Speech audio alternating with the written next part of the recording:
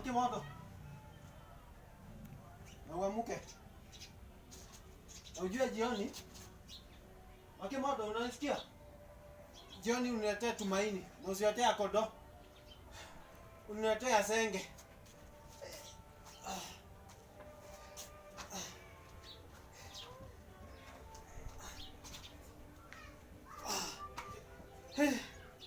Hii serikali ndio imesababisha hii. Iko alisema kaa nyumbani. Ika nyumbani hii. Wake moto. Unatoa hizo socks zako hapo hivyo. Shida nukata vegere. Zitoe hapo. Na uniletee supu ya mifupa ya ngamia jioni. Wake moto, unasikia? Ndio na kemo dhuri katara jigwa. Kane koni ya simu.